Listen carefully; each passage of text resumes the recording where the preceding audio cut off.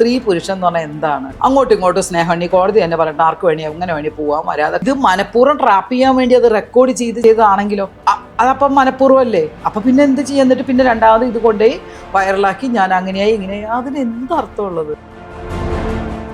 ഏത് മലയാളി പൊട്ടന്മാർക്ക് കണ്ടാലും മനസ്സിലാവും റിയൽ ആയിട്ടുള്ള കാര്യമാണെന്ന്. ഞാൻ എന്താ പറഞ്ഞേ?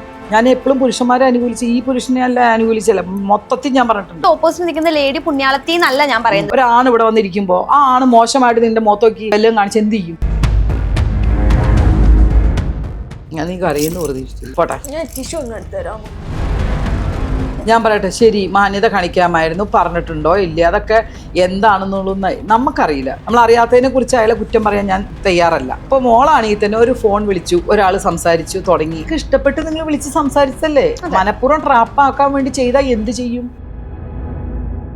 പക്ഷെ എന്തിനാ നമ്മൾ പെണ്ണുങ്ങൾ അത് കേൾക്കാൻ നിൽക്കുന്നത്?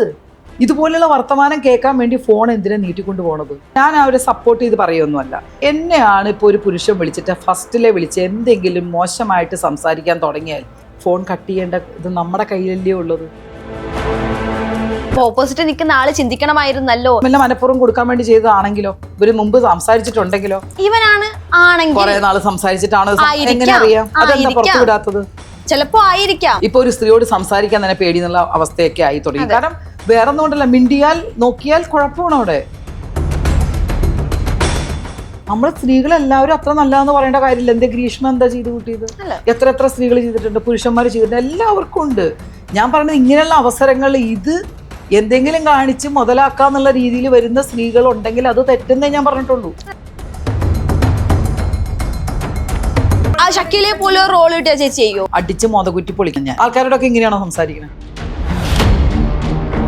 മുഖം കണ്ടാൽ അറിയാം എന്തും വാരിക്കൊരു കൊടുക്കുന്ന ആളാണ്. ഇതുപോലുള്ള കുലിഷ്ട ചോദ്യങ്ങൾ നിങ്ങൾക്ക് വേറെ ഒന്നും ഇല്ലേ?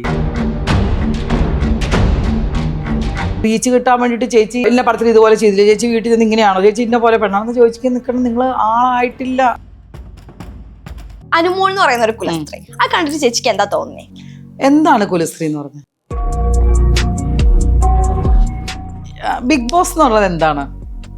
Reality show. എന്റെ മതിലൊരു ഗെയിം സെന്റർ. ചിലപ്പോ അവര് കുലസ്ത്രീ ആയിട്ടോ അല്ലെങ്കിൽ ഫെമിൻ എന്തെങ്കിലുമൊക്കെ ആയിട്ടൊക്കെ അവർ ചെയ്തേ പറ്റുമോ, അവർക്ക് പിടിച്ചു നിൽക്കണം അതിനകത്ത്. പക്ഷെ എങ്ങനെയൊക്കെ നമ്മൾ അതിനകത്ത് ഗെയിം വിൻ ചെയ്യാൻ പറ്റുമോ, അതാണ് എല്ലാവരും നോക്കുന്നത്. അപ്പൊ അതിനുവേണ്ടി എല്ലാ തരം കളി